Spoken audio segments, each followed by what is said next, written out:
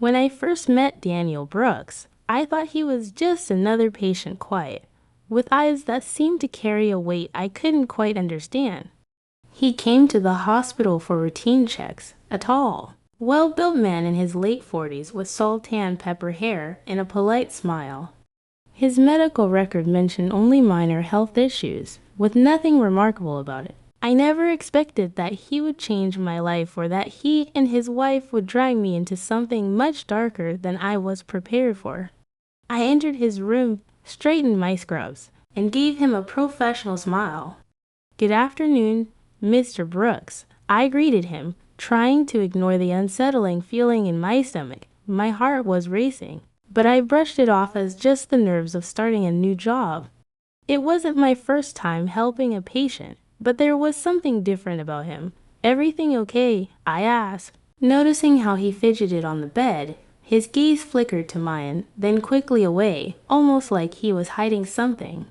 "Yes, just a bit uneasy," he replied, his voice steady but tight, making me feel like he was holding something back.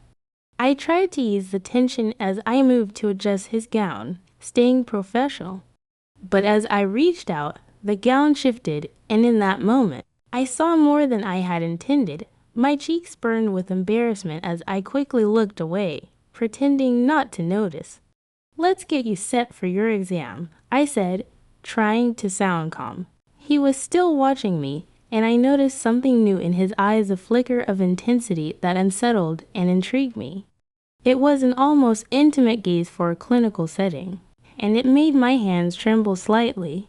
I finished quickly, gave him a polite smile, and left the room, trying to shake off the strange feeling that lingered. The next day, while doing my rounds, I received a message asking me to assist Mr. Brooks again. My heart fluttered. Why would he ask for me specifically? It felt like something more, and I couldn't ignore the little voice telling me to be cautious. When I entered his room, he greeted me with a warmer smile, more confident than before. "Thank you for coming, Sarah," he said softly, almost as if we shared some secret. "It's my job, Mr. Brooks," I replied, keeping my tone neutral.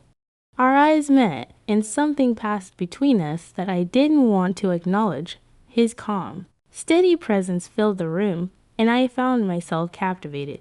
"You've been very kind to me." "It's rare," he said quietly, his voice low, almost conspiratorial, before I could respond. The door opened. I turned to see his wife, Claire Jacobs, a striking woman in her late 30s with a sharp, knowing gaze. She looked at us, her eyes moving between the two of us, and my pulse quickened. Without saying a word, she gave a tight nod and left the room. Mr. Brooks smiled, but his face had changed. It was as if he'd been caught, but instead of feeling guilty, he seemed amused. "My wife," he said simply, "a complex woman." I forced a tight smile and excused myself, my mind spinning as I closed the door behind me. There was an energy between him and Claire that I couldn't quite understand, something more than just mere tension. In the following days, Mr. Brooks found ways to see me more frequently. Each encounter was charged with attention I couldn't ignore. One afternoon, as I reached for the fourth line, he caught my hand, holding it a little too long, his touch lingering on my skin. Later that week, I was in the break room, trying to sort through my tangled emotions, when Claire appeared beside me, her presence both unexpected and intimidating. "Sarah," she said, her voice cool and sharp, "I need to talk to you." I nodded, trying to hide my unease, and followed her to an empty hallway. She faced me, her unreadable expression and dark eyes appraising me. "I know what you think you're doing," she said softly, her voice almost a whisper.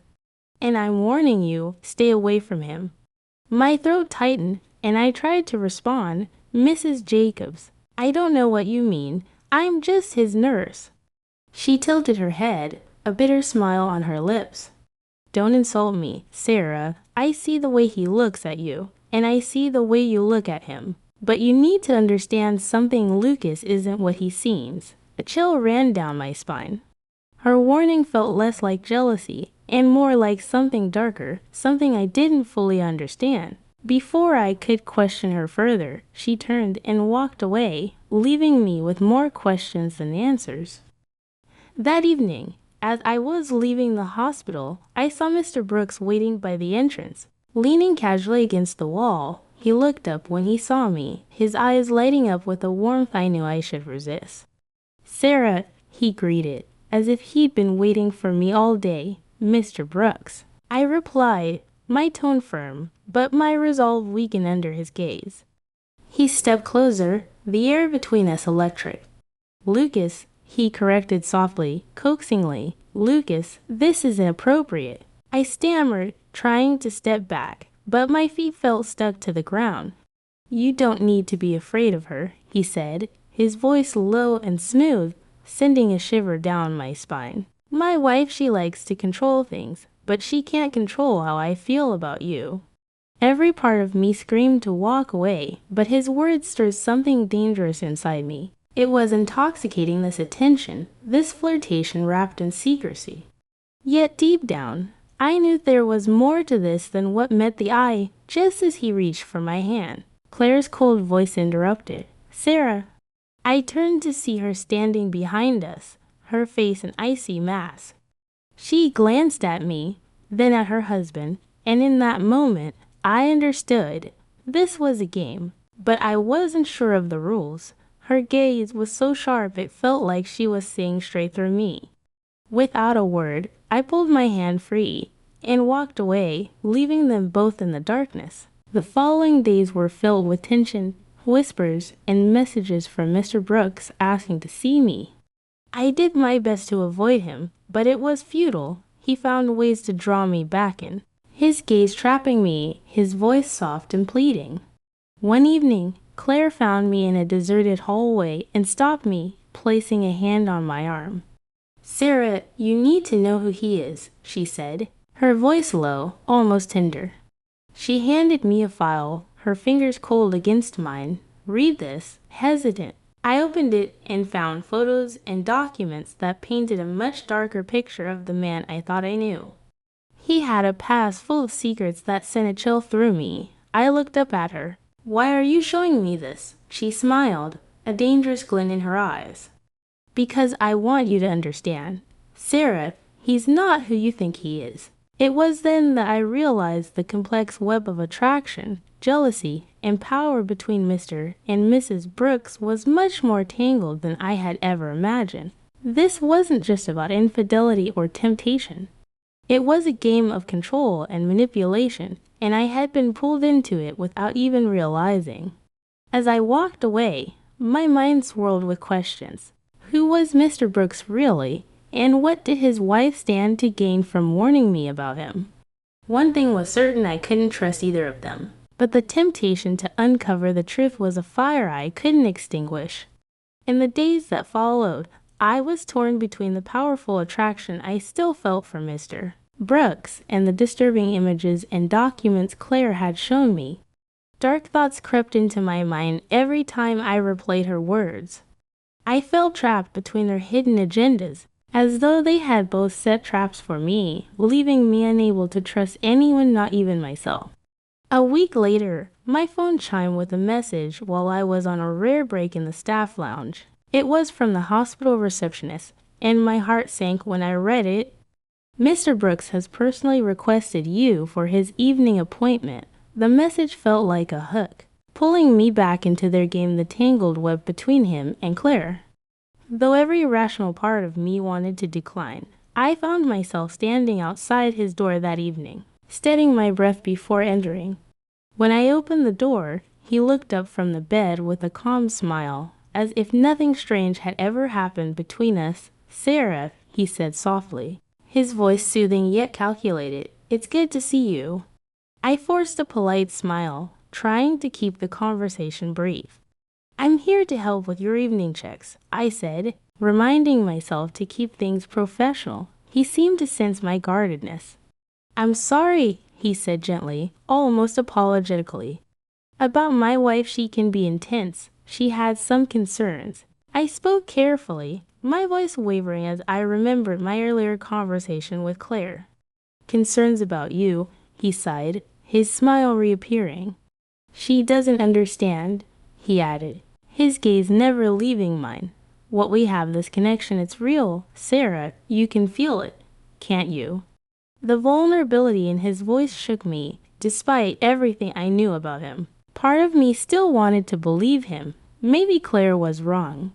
Maybe he was just lonely, trapped in an unhappy marriage with a controlling wife. But then the photos, the documents, proof of something darker. I couldn't forget. I don't know what I feel. I admitted it, stepping back, trying to find clarity. And I don't think this is appropriate. Mr. Brooks, I added, his name feeling odd on my lips.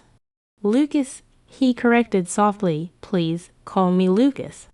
His gaze softened, and for a moment, he seemed like a man in need of saving. But just as I felt my walls beginning to crumble, I remembered Claire's warning, her cold smile as she handed me the files, the unsettling truths she had revealed. It all rushed back, and I knew I had to end this. I think it's best if I ask another nurse to care for you from now on, I said, my voice firm despite my trembling hands.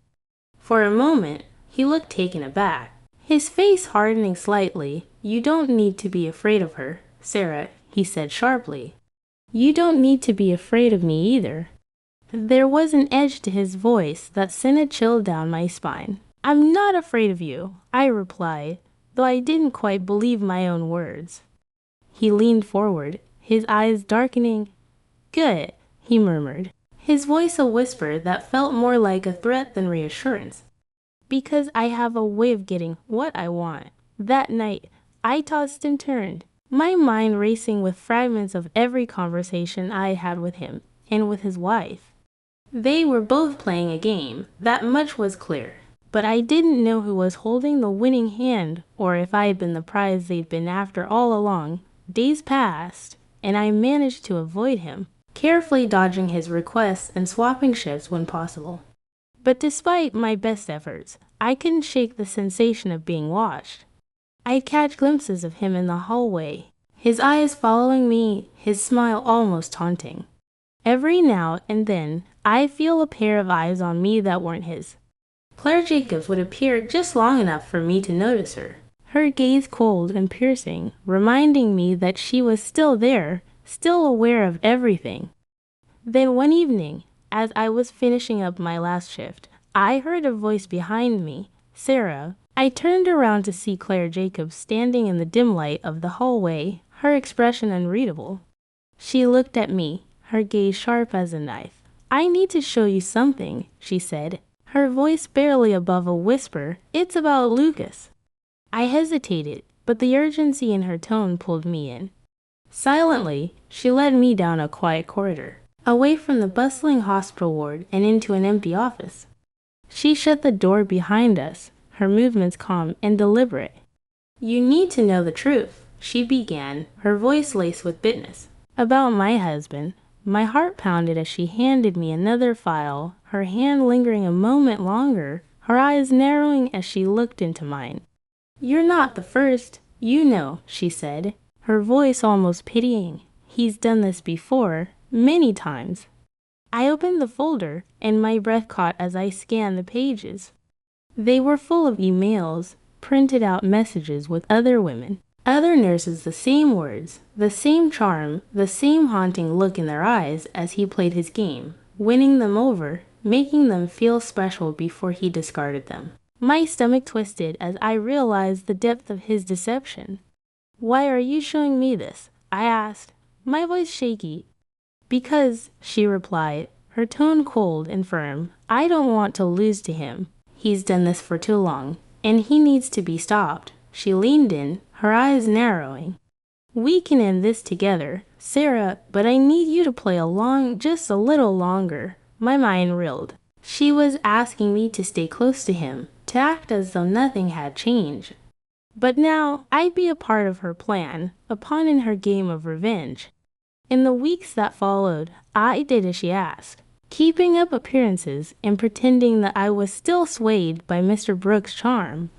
I visited his room regularly, masking my true emotions, and watched as he continued his game. unaware that his wife and I were now working together. With each encounter, I gathered information, collecting every piece of evidence that Claire requested. I was careful, watching him closely, waiting for him to slip, to reveal his true nature. But as the days wore on, I found myself growing more conflicted. He was still the same charming, enigmatic man I first met, and despite everything I knew about him, I couldn't completely shut off the feelings he stirred in me. I hated myself for it, but there was a part of me that still yearned for his attention, that thrill of the forbiddance that had first drawn me to him. One evening, he finally confronted me, his tone laced with frustration. "Sarah, you've been distant," he murmured, reaching for my hand, his gaze filled with that same intensity that had once ensnared me. "Is there something wrong?" I pulled my hand back, forcing a smile. "No, Lucas, everything's fine," but he wasn't convinced. His eyes narrowed, and I saw a flicker of suspicion. He was catching on, realizing that something had changed. I felt a surge of fear, wondering if he knew about my alliance with his wife, if he was already planning his next move. Later that night, Claire Jacobs sent me a message, her words urgent and filled with urgency. "Meet me in the office now." I slipped away from the ward, finding her waiting in the same empty room where we'd met before. She looked more on edge than I'd ever seen her face pale, her hands clenched. "It's time," she said, her voice low. "Tonight, we put an end to this. I have everything I need." She handed me a key, her expression fierce. "You know what to do." I felt a surge of fear and anticipation as I took the key, realizing that this was it, the moment we'd been waiting for. I would go into his room one last time under the guise of another routine check, but this time, armed with every piece of damning evidence we had against him, I hesitated, glancing back at her, unsure if I was ready to follow through. But she nodded, her gaze steely. "Do it, Sarah. And this once and for all." As I made my way down the dimly lit hallway, my heart thundered in my chest. I felt the weight of every choice I'd made, every line I crossed, and I knew that after tonight, there would be no turning back. I took a deep, steadying breath as I reached the door to his room, clutching the key Claire Jacobs had given me like a lifeline. My mind was racing, a tangle of thoughts and emotions I couldn't seem to untangle. But this was it, the end of the game. One way or another, I would leave this room with the truth and finally escape their web of deceit. The room was dim, quiet, except for the soft hum of the medical monitors. Mr. Brooks lay back on the bed, his eyes closed. For a moment, I thought he might be asleep, but as I moved closer, his eyes opened, and he looked at me with that familiar gaze, both inviting and unsettling. "Sarah," he murmured, a soft smile touching his lips. "I didn't think you'd come back tonight." "Why wouldn't I?" I asked, trying to keep my tone light, though my heart was pounding in my chest. I forced myself to remember why I was here, to stick to the plan. He reached out his hand, hovering just over mine.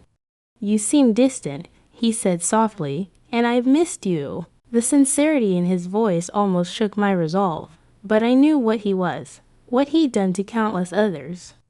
I couldn't let his charm sway me. "Not now. I think we should talk." "Lucas," I said, my voice trembling as I forced the words out. "About everything." His expression changed subtly, a flicker of weariness in his eyes, but he quickly masked it, giving me that same charming smile. "Of course," he replied smoothly, gesturing for me to sit beside him. I took a seat, barely noticing the edge of the bed under me as I clutched the file I brought. I took a deep breath, steeling myself. "Your wife," I began. "She told me things, showed me things about you." He stilled, his face losing some of its warmth. "My wife," he began slowly, his voice dropping, as if weighing his words carefully. "My wife doesn't understand me. Sarah, you know that. She has her own issues.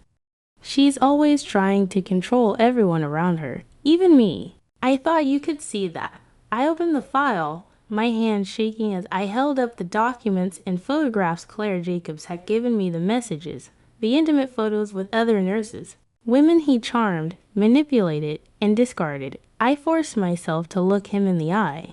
These women, they thought you cared about them, like you led me to believe you cared about me for a moment. He just stared at the photographs, his face unreadable. Then a slow, chilling smile crept over his lips. "Sarah," he said softly, his voice dropping to a whisper, "you think you're any different." The words hit me like a slap, and a shiver ran down my spine. He leaned in closer, his face mere inches from mine, his eyes dark and intense. "You were so easy to convince," he murmured, his tone dripping with derision, "so willing to see the best in me, to ignore all the warning signs." Just like the others, a wave of nausea swept over me as the reality of his words sank in. He played me like he had played all the others.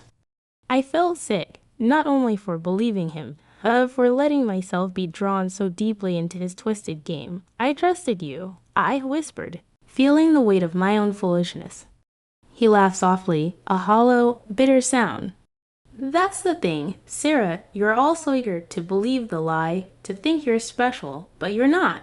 He leaned back, his gaze cold and calculating. "And neither is my wife." I gripped the file, every nerve in my body screaming to leave, to run as far as I could from him, but I knew I couldn't. "Not yet."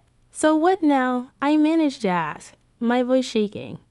"That depends," he replied, his tone smooth again. "You could forgive all of this, walk away, and I won't hold it against you." His smile twisted. "You could make this harder on yourself, but I wouldn't recommend it." In that moment, I realized he wasn't only manipulating me. He was threatening me. I stood up, my legs shaky, but I refused to let him see how terrified I was.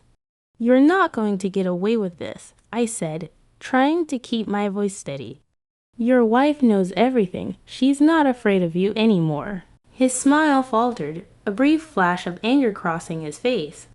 "She won't do anything," he muttered, almost to himself. "She's always been too weak to stand up to me, and now I have all the evidence. I need to make sure she keeps her mouth shut." Just then, the door to the room creaked open, and Claire Jacobs stepped inside, her face a mask of steely determination. She glanced between us, her gaze settling on me with a hint of approval before turning to her husband. "You're right, Lucas," she said coldly. "I've been too weak, but not anymore." He looked at her, a mixture of shock and anger darkening his features. "What do you think you're doing?" He spat, his calm facade finally cracking. "I'm taking back control," she replied, her voice steady. She held up a small recorder, her finger hovering over the play button, "and I have everything I need." His eyes widened, a flicker of panic flashing across his face as he realized what she'd done. She'd recorded our entire conversation, every vile word he'd said, every threat, every admission, and now she held the power. "You won't get away with this," he sneered, his voice low and dangerous. But there was fear there too, fear he couldn't quite mask. Claire Jacobs only smiled, her expression calm and composed. "You've underestimated me, Lucas, just like you underestimated Sarah. But I'm done playing by your rules." With that, she turned to me, her gaze softer, more vulnerable. "Sarah, I know I asked you to help me, and I know this hasn't been easy, but it's over now." I nodded, relief flooding through me as I realized I was finally free. I didn't need to stay in this twisted game any longer.